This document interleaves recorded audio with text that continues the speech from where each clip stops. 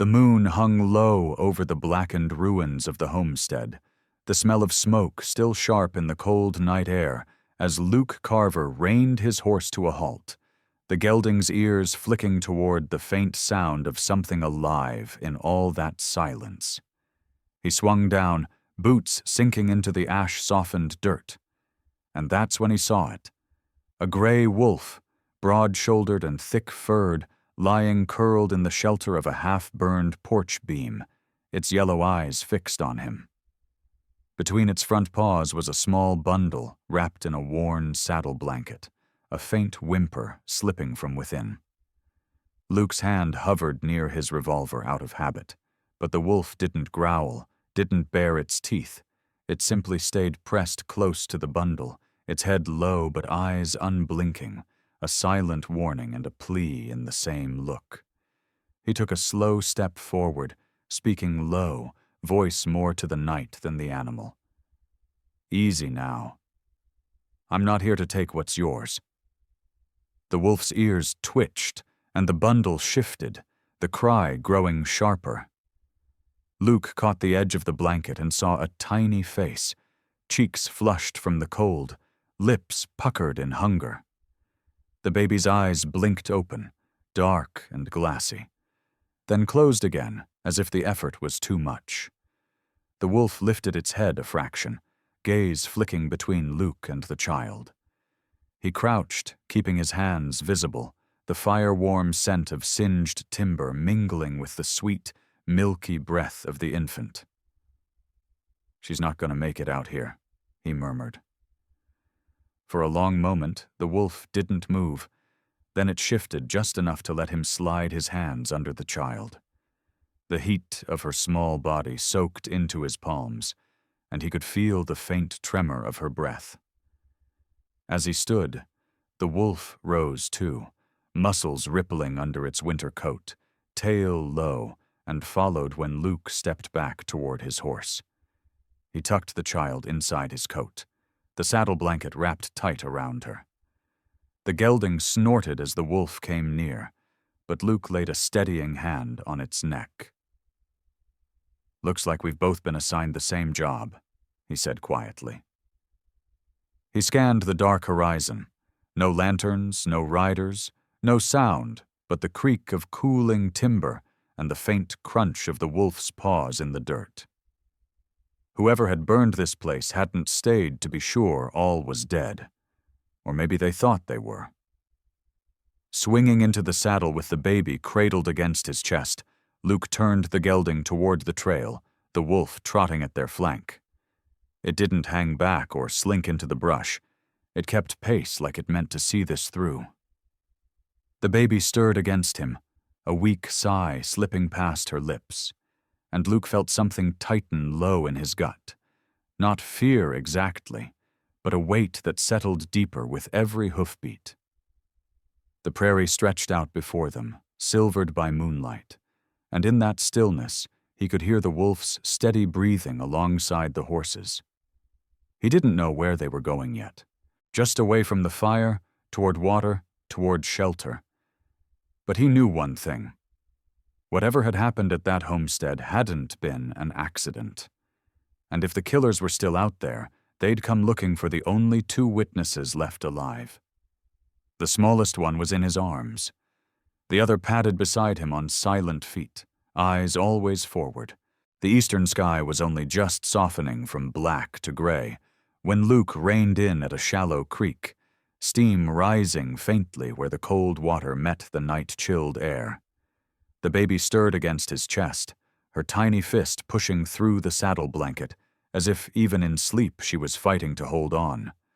Luke swung down, careful not to jostle her, and knelt to let the gelding drink.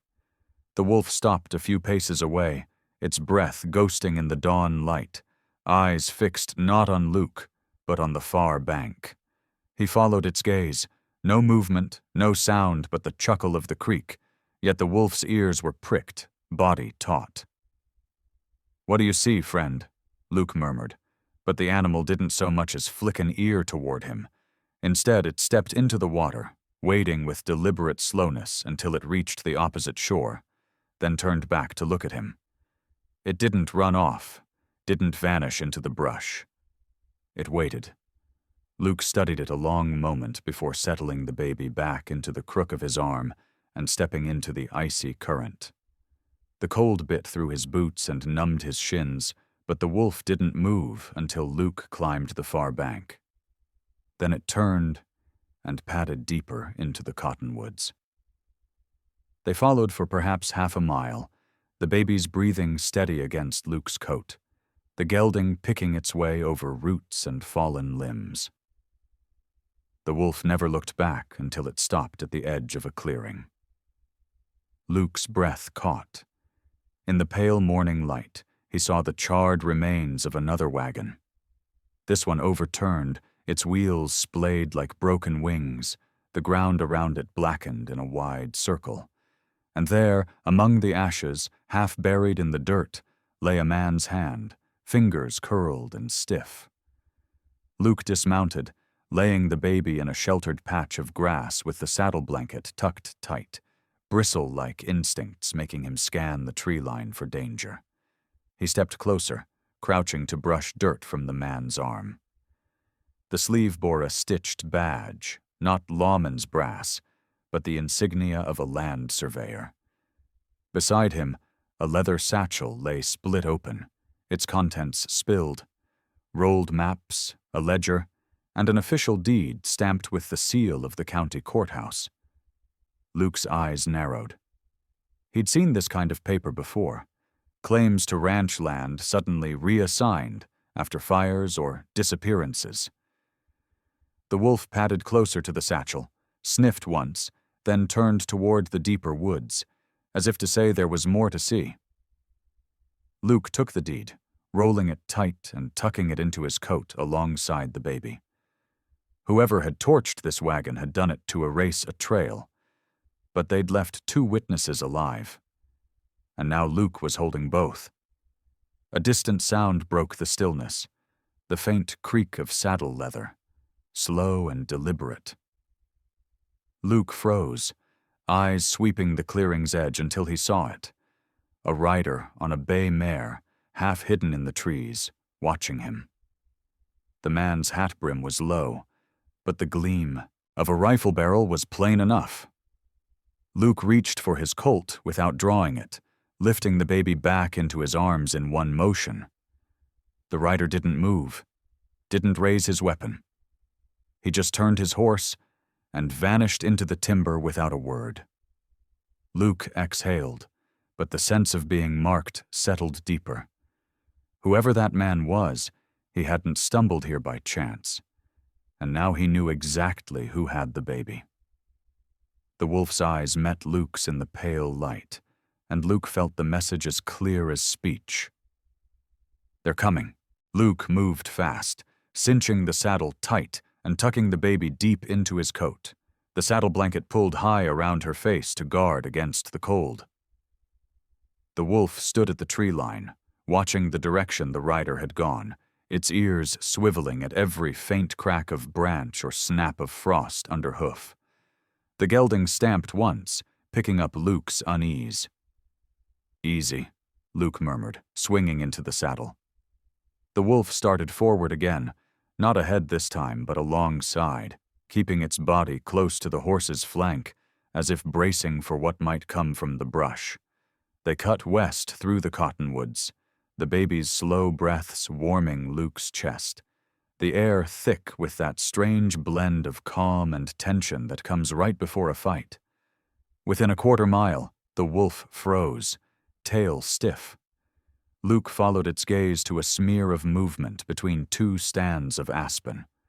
A rifle flashed in the morning light, and instinct took over. Luke leaned low over the gelding's neck, spurring him forward as the crack of the shot split the air. Bark exploded from a tree inches from his head. The gelding lunged into a gallop, hooves tearing the frost-crusted earth, while the wolf bounded ahead, cutting a zigzag path toward a narrow game trail. Luke followed its lead, the sound of pursuing hooves breaking into the rhythm of the chase. He risked a glance back. 2 riders this time, one in a long brown coat, the other with a bandana drawn up over his face. Neither looked like law, but both carried themselves like men who'd done this before. Another shot rang out, closer, the bullet whining past Luke's ear before vanishing into the timber. He shifted the baby in his arm, shielding her with his body while drawing his Colt with the other hand. He didn't fire. Not yet. The trail ahead tightened between two rock outcrops, and he waited until the gelding's haunches slid into that choke point before twisting in the saddle. He aimed low and squeezed off a single shot.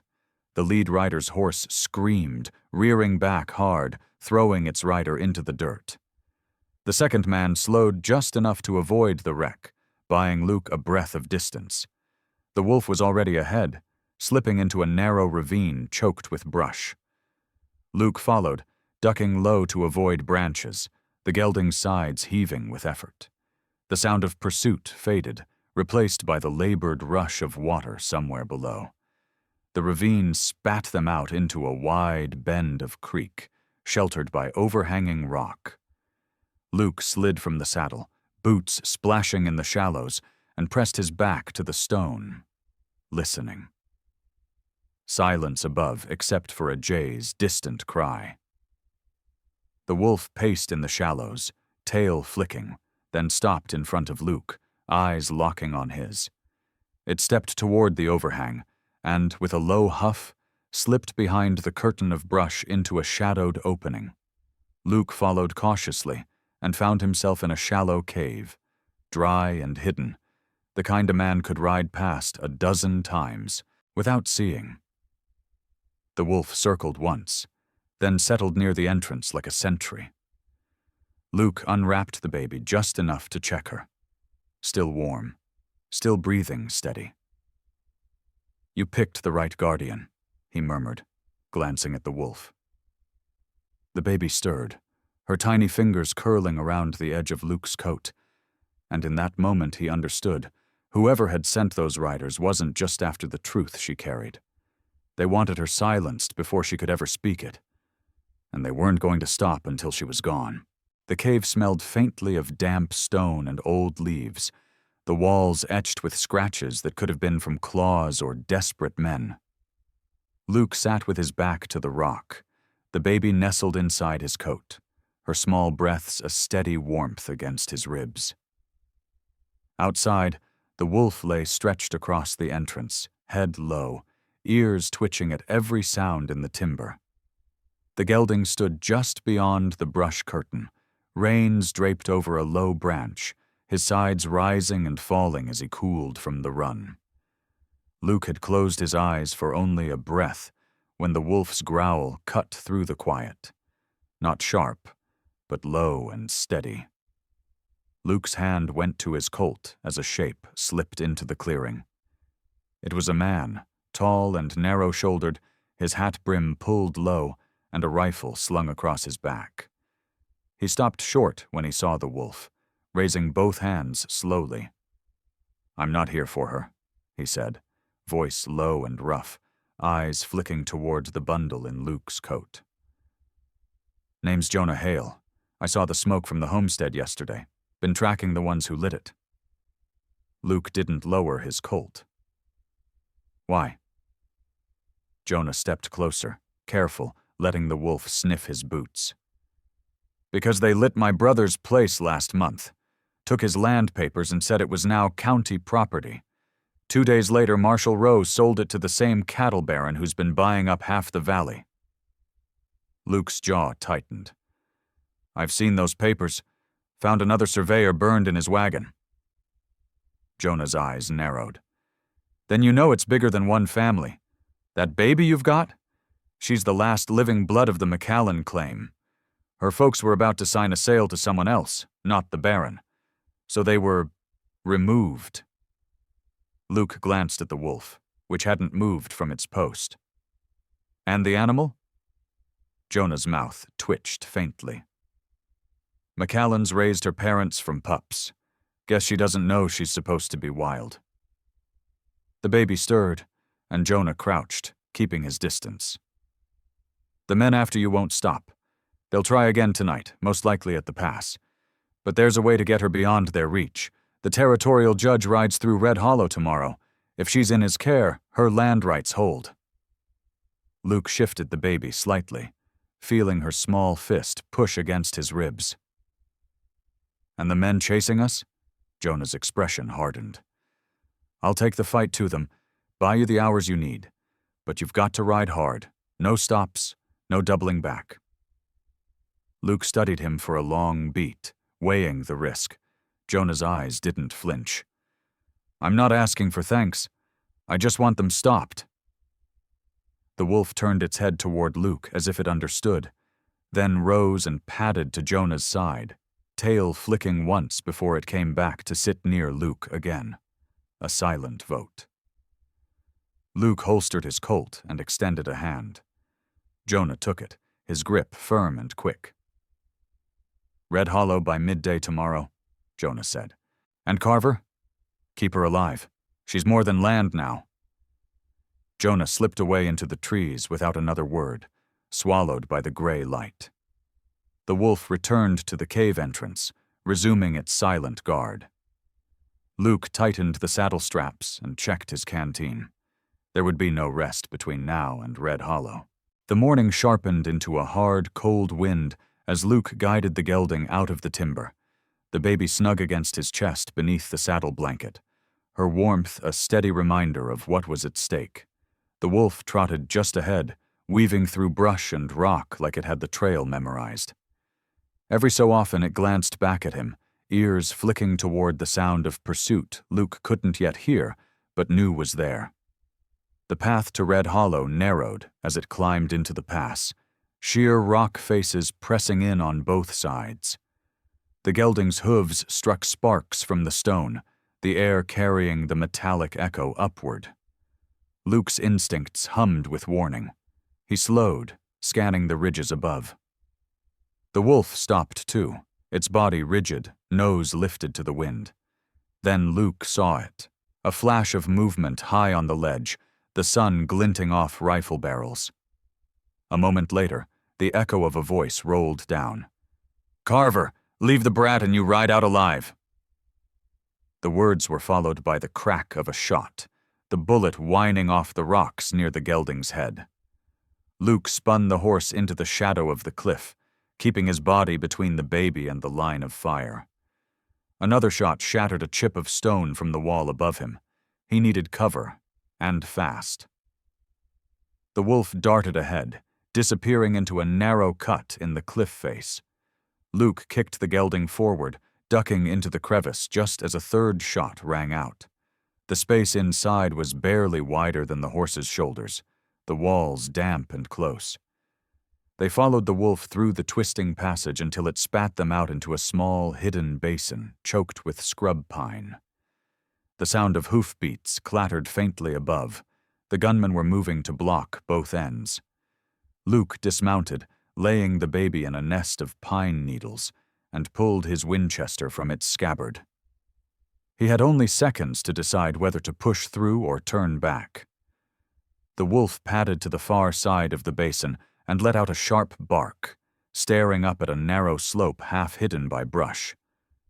Luke caught the message, a way out, but a steep one. He scooped the baby back into his coat and led the gelding toward it. Hooves slipped on loose shale, the climb grating against the horse's breath, but the wolf forged ahead, tail high, urging them on. Halfway up, a shadow crossed the ridge above, one of the riflemen leaning to get a shot. Luke threw himself sideways, letting go of the reins long enough to fire from the hip. The shot caught the man's rifle, spinning it from his grip, and he vanished backward out of sight with a curse. Luke scrambled the last few yards, hauling the gelding after him, the wolf already at the top. They burst onto a narrow ledge that skirted the ridge, the valley of Red Hollow visible far in the distance, sunlight pooling there like a promise. Luke risked a glance back. 2 more riders were forcing their way up the slope behind, one already leveling his rifle. Luke fired once, sending a spray of rock chips into their faces, then turned the gelding toward the trail ahead. The wolf loped alongside, its breath coming in sharp bursts, but its eyes stayed forward. Red Hollow was still miles away, and Greeley's men, whoever they really were, had just been shown exactly where Luke was headed. The trail curved down from the high ridge into the wind-swept flats, Red Hollow's rooftops breaking the horizon under the late afternoon sun, and Luke kept the gelding at a steady lope, the baby warm against his ribs beneath the saddle blanket, while the wolf paced close to his stirrup, no longer scouting ahead, but staying near as if knowing the hunt was still behind them. As the town drew closer, Luke pulled into a copse of cottonwoods to study the streets from cover, and what he saw made his grip on the reins tighten. Men in dusters and broad-brimmed hats loitering near the saloon, leaning on porch rails, clustered by doorways, not locals but hired guns, everyone armed low and loose. At the edge of town, 2 horses stood tied at the freight office, and Luke recognized one as the bay mare ridden by the man who had watched him from the tree line at the burned wagon. Jonah's plan to hand the baby to the territorial judge was already crumbling. If the judge rode in now, he'd never get near the courthouse without being boxed in. The wolf let out a low growl, eyes on 2 slow-moving riders in the main street, and Luke eased deeper into the cottonwoods, weighing options, charge in and risk a noose, or turn back and let the men at the pass cut him off. Then the ring of a hammer striking metal reached him from the blacksmith's forge, steady and rhythmic, and he remembered the smithy's shop backed onto the freight yard, which linked to the judge's usual route. If he could get the baby into the shop unseen, there might still be hope, but it meant crossing open ground crawling with eyes. He unwrapped her just enough to check she was breathing steady, her tiny fist curling into his shirt, and whispered almost there before the wolf began pacing, waiting for his decision. He swung into the saddle and followed the drainage ditch behind the last row of buildings towards the north side, the gelding picking its way through the narrow path, the wolf gliding ahead until a voice called from above, "Evening, Carver," and Luke's head snapped up to see Clay Voss leaning on the livery loft rail, arms folded, a lazy smile on his face. "Heard you were bringing in something valuable. Thought I'd welcome you proper," Clay drawled, and 2 more men stepped into view behind him, rifles angled low enough to pass for casual to anyone watching from the street. Luke's gut tightened. They'd been waiting for him to take the back way in. Clay's gaze slid to the movement beside the gelding, his smile faltering when he saw the wolf standing guard, and he remarked that she seemed to like Luke, to which Luke replied evenly that she wasn't his. Clay chuckled that everything was for sale here, then tipped his head toward the freight office, suggesting Luke hand the bundle over where it belonged and nobody would get hurt. But Luke kept his voice calm, saying the trouble was they didn't mean the same place when they said, "belongs." And Clay's grin came back, cold and flat, as he told Luke that meant he wouldn't be getting out of the street alive. Luke's fingers tightened on the reins, his mind mapping the street in a flash, 20 yards to the alley beside the freight office, another 15 to the blacksmith's back door, too far to cross in the open without drawing fire, but standing still meant Clay would bleed time from him until more guns closed in, and the wolf at his stirrup had gone utterly still, eyes locked on Clay, muscles coiled. Luke kept his gaze steady, and said evenly that Clay had one chance to step aside, but Clay's grin twitched as he replied that he wasn't about to miss the payday, his hand drifting to his revolver in a slow, deliberate challenge. Luke moved first, snapping the reins so the gelding lunged forward just as the wolf streaked ahead in a blur of gray, Clay's pistol clearing leather and the shot cracking past Luke's ear to splinter a post, Luke ducking low over the baby in his coat as the gelding surged into the alley. One of Clay's riflemen swung his aim down from the loft, but the wolf leapt, slamming into his legs and sending him tumbling with a scream, the second man firing wild and chewing a hole into the drainage ditch wall as Luke's horse pounded past.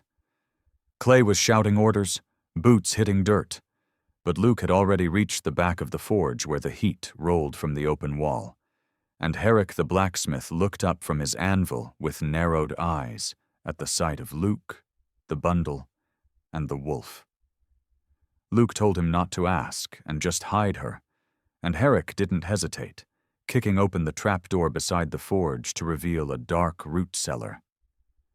Luke laid the baby inside, wrapping the saddle blanket tight while the wolf stayed above, pacing with ears flicking toward the street.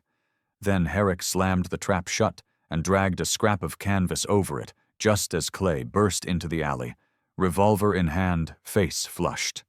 Clay barked at Luke to hand over the brat before he finished the threat, but stopped short when the wolf stepped into his path, with teeth bared and a low growl rolling from deep in her chest.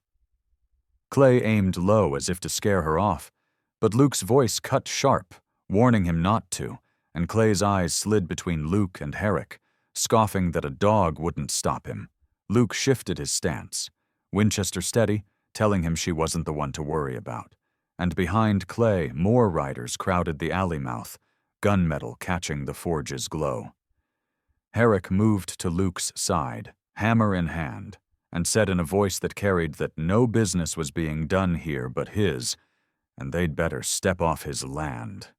Clay hesitated, jaw working as the distant whistle of the judge's wagon pierced the air, arriving earlier than expected, and Luke saw calculation flicker in his eyes before he told Luke he'd just signed his own warrant, and that the marshal would take more than the brat when he came. They withdrew toward the street, hoofbeats fading, but Luke knew it was only a pause. So he lifted the trap door to check the baby, still warm, still sleeping, the faint jingle of the tin clasp on the saddle blanket the only sound, then looked to Herrick and told him they had minutes, maybe less, before the judge passed, and that they needed her in that wagon unseen. Clay stepped into the dim heat of the livery, boots grinding on straw, while his eyes stayed fixed on the bundle in Luke's arm, the faint swing of the tin horse charm catching what little light seeped through the warped boards, and behind him the three riders fanned wide, rifles low but ready, the smell of sweat, dust, and horse mixing with the sharper tang of oil from Luke's lantern. Luke eased back toward the center of the stable, the wolf padding just ahead of his boots, its hackles barely lifted, bristle-like in its silent readiness, and Clay's voice came slow and smug, calling Luke a smart man for finally doing what he should have done hours ago. Luke let the corner of his mouth twitch as if in agreement, then gave the smallest nod toward the rafters where Eli's shadow shifted. In the same heartbeat, the rope yanked free, the plank doors at the far end slamming shut with a booming crack, and a weighted beam swung down to knock one of the riflemen sprawling into a hay pile. The wolf lunged at the second man, teeth flashing, forcing him back, while Luke swung his Colt up and fired into the dirt at Clay's boots to break his stance, and Eli burst from the shadows with his rifle butt smashing into the jaw of the third man, dropping him to his knees. It should have been over, but the creak of a saddle outside froze the moment, and Marshal Greeley's voice slid into the stable like cold water, ordering everyone to stand down. His tall frame filled the doorway, sunlight flaring off his polished badge, two more deputies at his sides with rifles leveled, and Clay's smirk shifted into something meaner. Greeley's gaze swept the chaos, settling on the bundle in Luke's arm, and his words came with a calm that carried weight. "That's mine." Luke didn't answer, only shifted his hold on the baby, feeling the heat of her breath through the saddle blanket. Greeley stepped inside, ignoring the wolf's low growl, and offered Luke a bargain. Walk away free with the children he still had if he handed over the book. No warrants, no blood. Eli's jaw was tight, rifle still half raised, but Luke could feel the trap in the marshal's voice. Not a choice, but an ultimatum. The baby stirred, and Luke's mind ran through the facts in a rush. Too many guns, too close, the evidence that could hang Greeley sitting in his arms, and no way to fight straight without someone dying. He shook his head once. "You don't get to buy your way out this time," he said, and Greeley's pleasant mask dropped to cold steel. "Then I'll take it the hard way." His hand fell toward his pistol. At the same instant, Luke kicked the lantern at his feet into the straw pile by the wall. Oil splashed, and fire roared up fast, the heat shoving against their faces, smoke curling toward the rafters. Horses screamed in the stalls, the deputies shifting with a moment's uncertainty as sparks showered down. And in that heartbeat, Luke knew the only way out was through the marshal himself, with the wolf at his side and the flames at their backs. The lantern's oil caught fast, flames racing up the wall and licking across the rafters as thick smoke began to roll down, the sudden heat turning the stable into a furnace. And in the chaos, the marshal's men lost their perfect aim, one deputy coughing and stepping back while the other waved at the rising sparks. The wolf bolted toward the feed bin, where the baby's cries had sharpened against the roar, pressing herself between the bundle and the line of rifles, her growl cutting through the crackle of burning wood. Clay swore and lunged at Luke, but Eli's rifle stock slammed into his ribs, folding him over, and Luke seized the chance to shove past, scooping the baby tight into his coat. A deputy fired wild, the shot punching into a post and sending splinters across Luke's cheek, and the children huddled near the bin began to cough in the thickening smoke. "Out the front!" Luke shouted, but Greeley stepped into the doorway, revolver steady, even as embers drifted around his hat brim, his voice calm in the madness as he said nobody was leaving. Eli swung his rifle toward him, but Greeley fired first, the bullet tearing the brim from Eli's hat and thudding into the wall. Luke dove into the haze, his shoulder catching a hanging bridle as he rolled, cradling the baby and feeling her heartbeat flutter against his chest. The marshal stalked forward through the smoke, boots crunching straw, eyes locked on Luke, and Luke snatched up a half-broken pitchfork, driving it into the dirt in front of him to send up a spray of dust and ash. The wolf used the cover to leap, snapping at the nearest deputy's leg and yanking him down, Eli finishing him with a crack from the rifle butt before turning to guard the children. Clay came at Luke again from the side, hands clawing for the baby, and they crashed together into the water trough, icy water splashing high before Luke twisted free, slamming an elbow into Clay's jaw and shoving him back into the flames creeping along the hayloft ladder.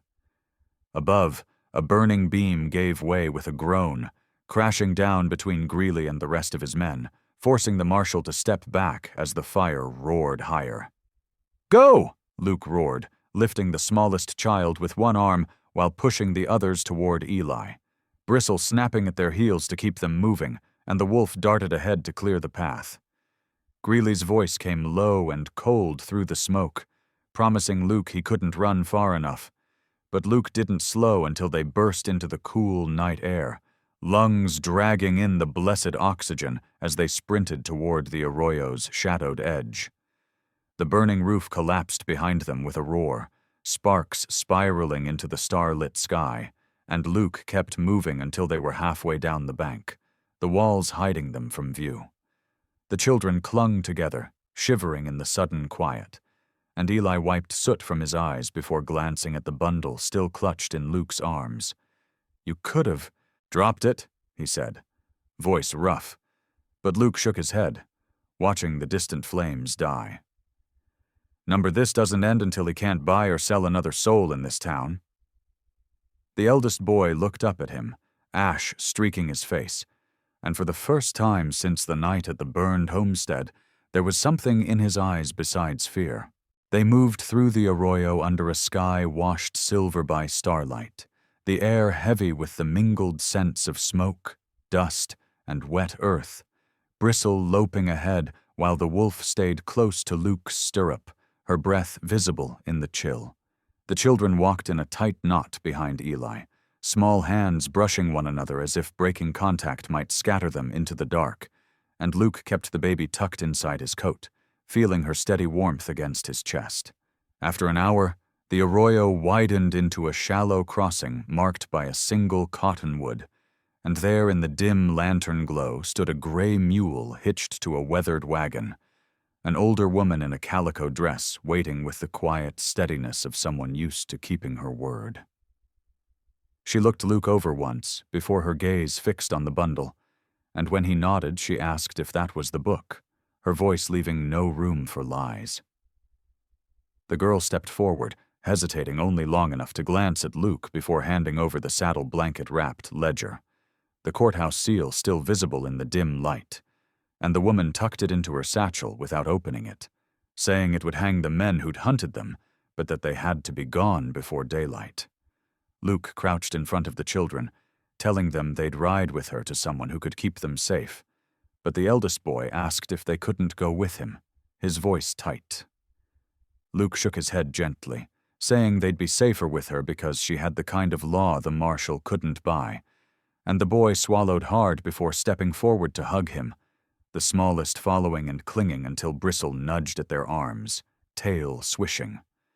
The girl came last, holding the little tin horse out to him, and saying he'd given her back her mother's book, so she wanted him to have this, and Luke closed his fingers around it, promising to keep it. The woman climbed into the wagon, settling the children under a blanket, and Eli rested a hand on Luke's shoulder, asking if they should ride with them, but Luke shook his head, saying Greeley wouldn't be in that wagon, and they'd be drawing his fire if they stayed. They stood back as the mule started forward, the wagon's lantern swinging in a slow rhythm. The children's pale faces turned toward Luke until distance and darkness took them. For a while he stood in the quiet, the weight of the tin horse small but solid in his pocket, and when Eli finally asked what came next, Luke said they'd make sure the marshal knew this wasn't over. Bristle barked once, low, as if in agreement, and the wolf lifted her head toward the west where the land ran into shadow, then set off at a steady trot along the ridge. Luke and Eli followed, the moonlit road ahead, a thin silver thread leading them into country where the marshal's badge meant nothing, but where his reach might still stretch. For tonight, the children were safe. The ledger was on its way to someone who could use it, and the small metal horse rattled softly with each stride, a reminder of 4 lives pulled from fire and the promise that the fight was not yet done.